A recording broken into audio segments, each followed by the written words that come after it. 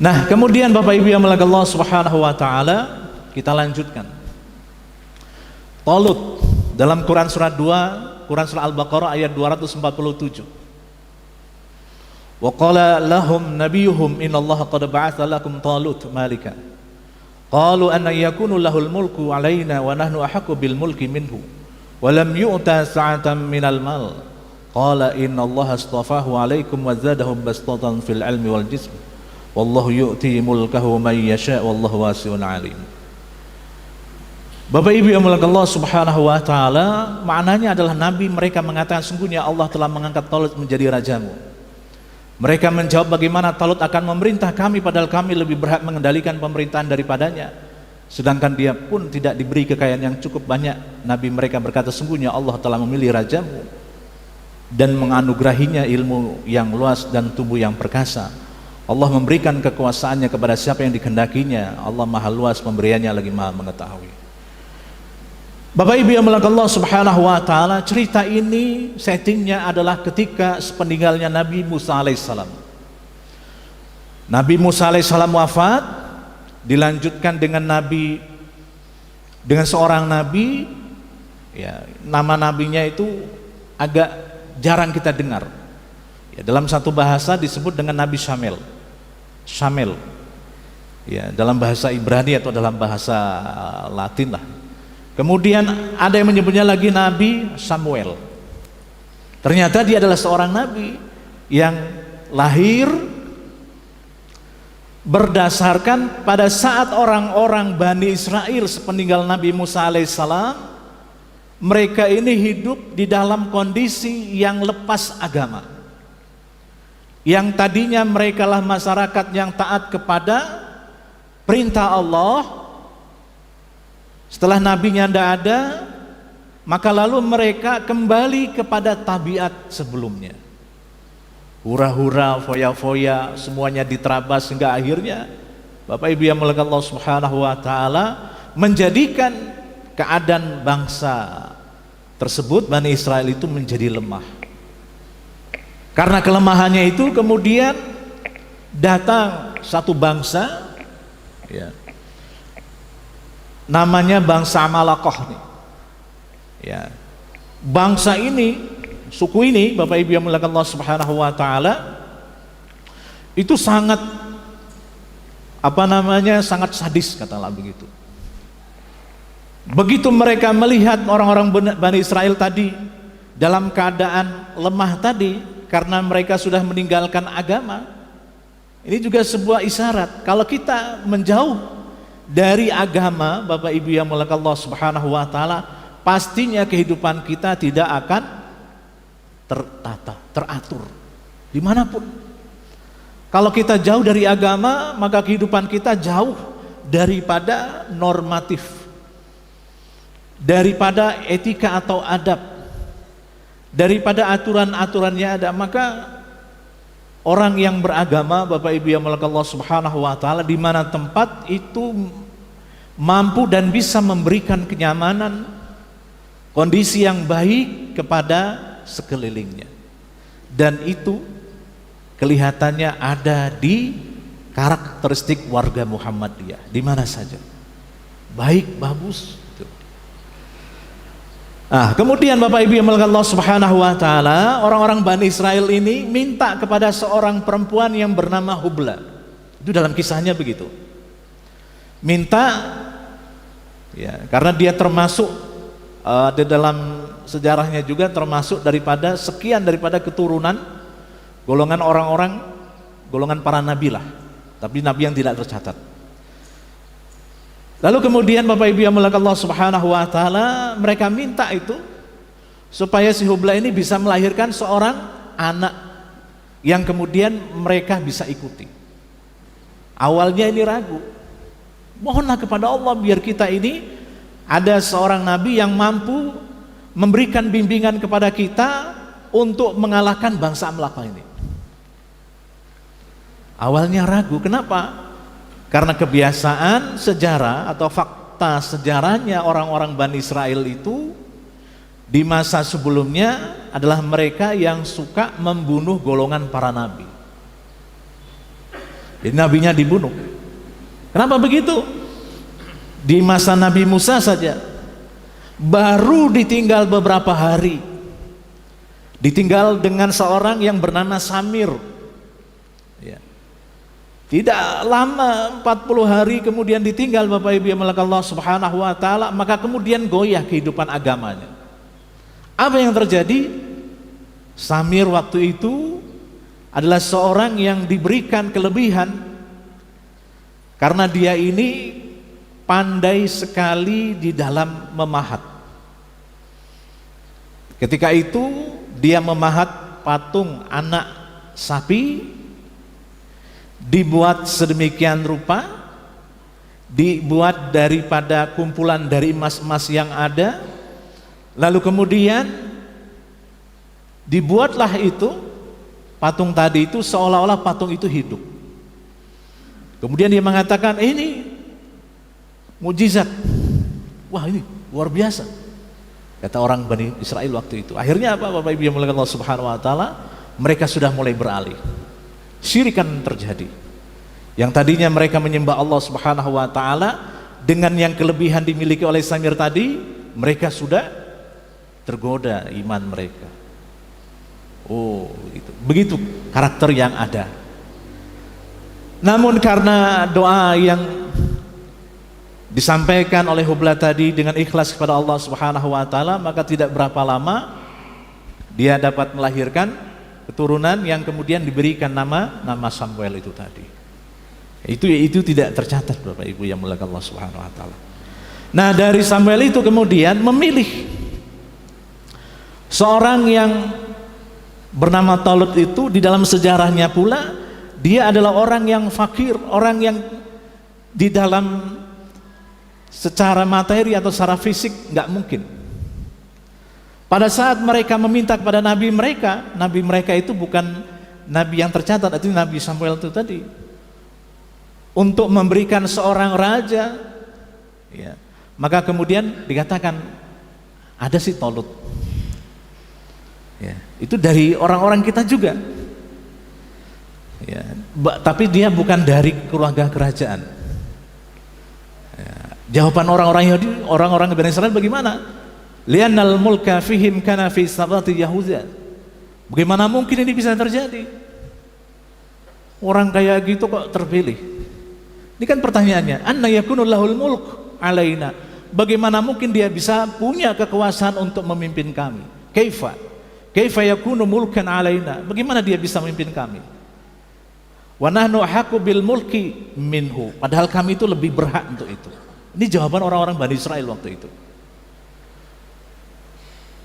Walam yu'ta sa'atan minal mal. Dia itu adalah orang fakir yang nggak punya harta, nggak punya kekuasaan. Bagaimana mungkin? Jadi di awal Talut itu Bapak Ibu yang dimuliakan Allah Subhanahu wa taala diragukan. Tapi kemudian Allah taala berfirman, wallahu yu'ti mulkahu may yasha. Terserah Allah memberikan kekuasaan kepada yang Allah taala kehendaki.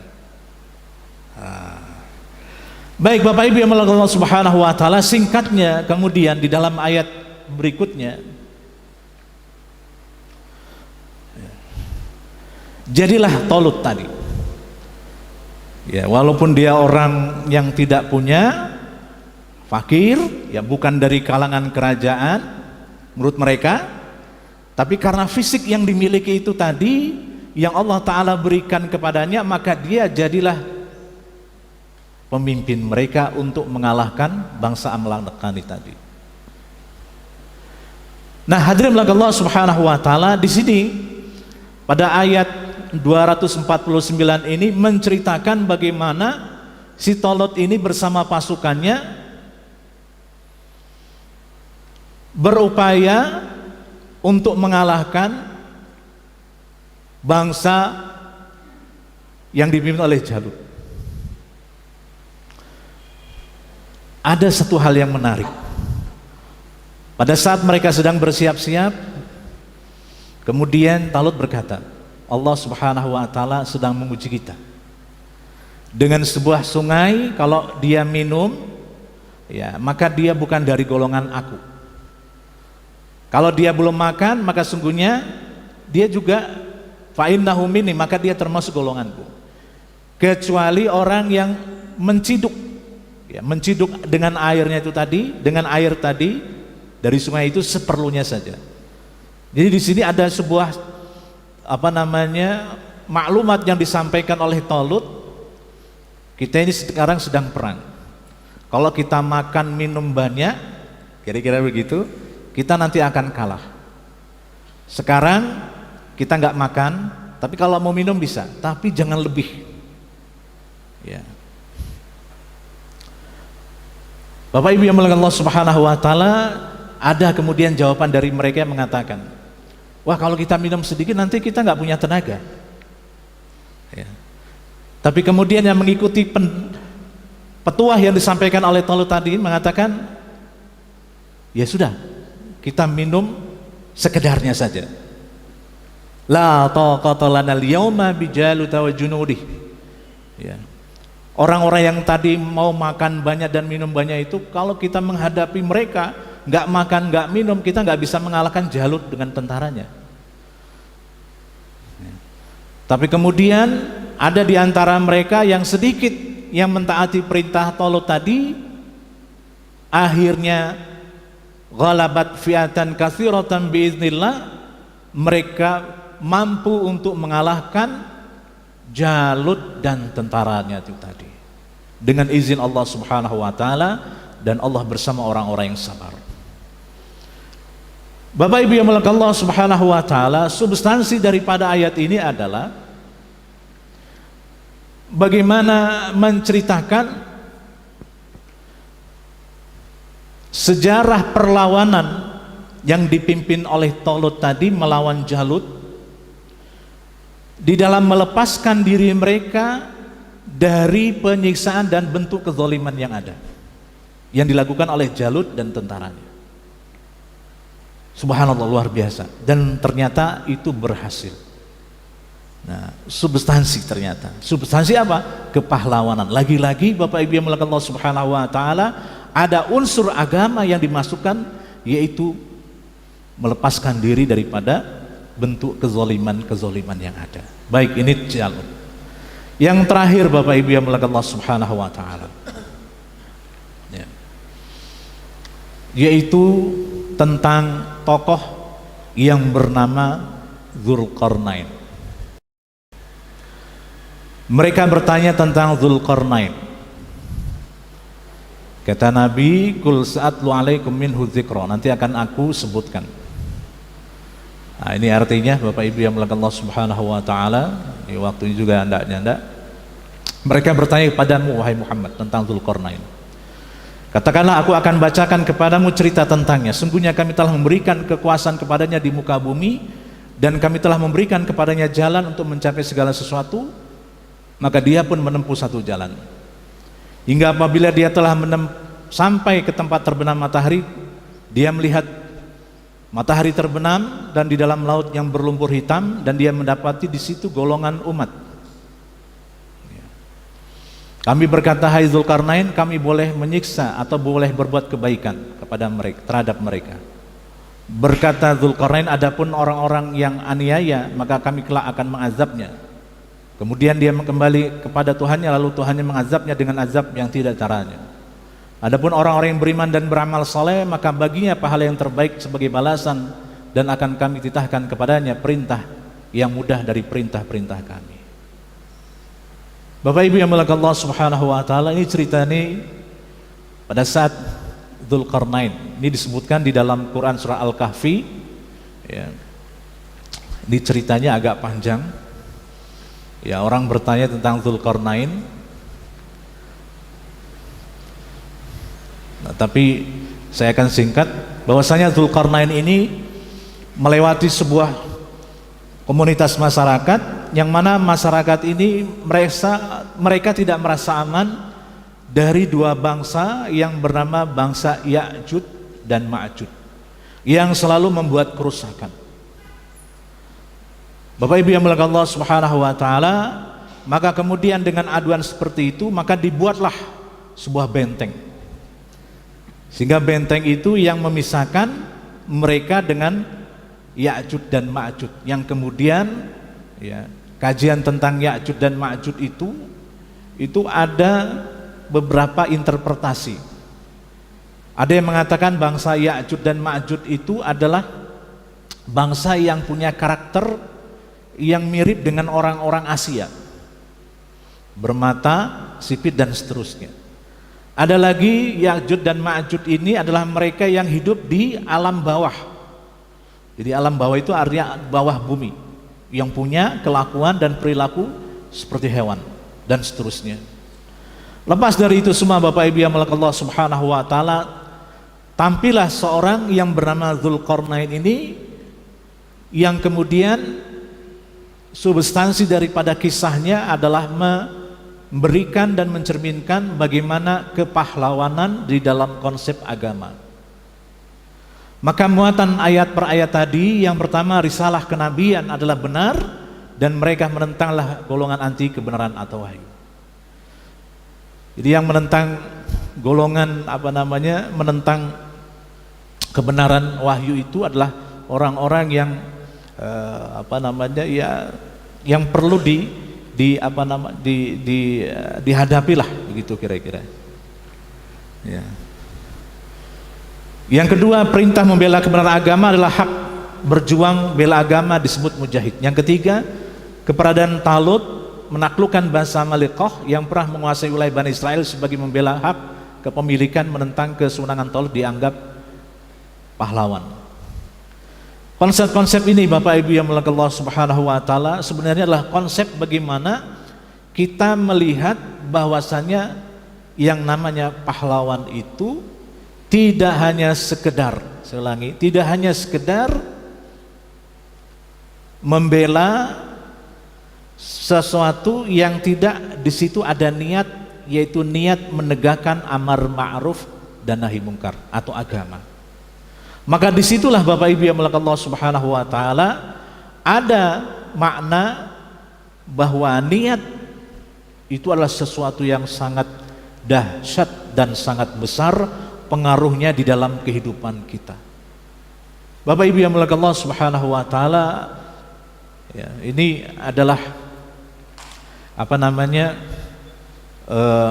kajian kita yang mungkin rasanya belum cukup untuk disampaikan semua, karena ini waktunya sudah sekitar 5 menit lagi. Maka saya membuat sebuah simpulan, seorang pahlawan adalah mereka membela agama dan menentang kezaliman. Maka dasar pembelaan itu karena agama Allah semata-mata. Maka dari 6 orang tadi yang dianggap sebagai pahlawan nasional tadi, ya, saya tambahkan ada 5 orang yang mereka tidak hanya disebut sebagai pahlawan nasional, tetapi lebih dari itu adalah sebagai pahlawan di dalam agama. Berkaitan dengan itu Bapak Ibu yang dimuliakan Allah Subhanahu wa taala, maka inilah kita kembali. Kalau hanya sekedar pahlawan saja mungkin banyak. Tapi kalau pahlawan agama, mungkin bisa jadi kita pun akan termasuk di antaranya. Karena apa? Karena niat dari kita di awal adalah menegakkan amar ma'ruf nahi mungkar. Niat kita di awal adalah menunaikan hak kita. Niat awal kita adalah beramar ma'ruf nahi mungkar, maka itulah yang disebut dengan agama. Disebut dengan pahlawan agama, seorang mujahid. Bapak Ibu yang dimuliakan Allah Subhanahu wa taala, inilah kajian kita, ya, mudah-mudahan bisa tersampaikan dan dimaknai secara baik. Maka kajian Islamic Worldview itu artinya melihat dari diri kita. Jadi pahlawan itu bukan hanya sekedar dia hanya membela satu saja, tetapi membela semua karena agama. Termasuk kita, mungkin di tempat kita, ya, ada usaha-usaha dari yang lain untuk mengganggu dan seterusnya. Karena dasar agama itulah yang kemudian menguatkan kita untuk melakukan kebenaran dan beramar ma'ruf nahi mungkar. Baik Bapak Ibu yang dimuliakan Allah Subhanahu wa taala, kiranya itu yang yang ingin saya sampaikan itu tadi berkaitan dengan tanggal 10 November, ya, berkaitan dengan Hari Pahlawan. Kita tambahkan Hari Pahlawan tidak hanya sekedar pahlawan di sini saja, tapi pahlawan agama. Siapa itu? Siapa saja yang mereka bergerak atas dasar agama. Itulah kajian Islamic worldview kita yang ingin saya sampaikan, bahwa harusnya seorang muslim melihatnya seperti itu. Lalu bagaimana dengan orang-orang muslimah yang dizalimi di luar dan seterusnya? Termasuk dari mereka yang membela agamanya, yang mempertahankan identitas agamanya. Itulah yang disebut dengan pahlawan agama yang sesungguhnya. Baik Bapak Ibu yang dimuliakan Allah Subhanahu wa taala, inilah yang bisa saya sampaikan. Mungkin ada hal-hal yang ingin disampaikan, masih ada waktu, kami persilakan.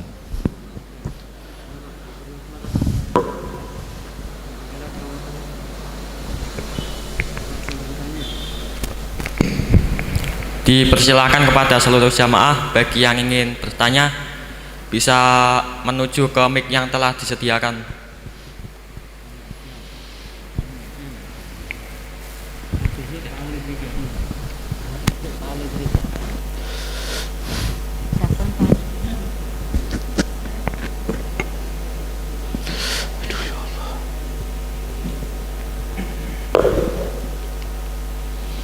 Cukup Bapak Ibu?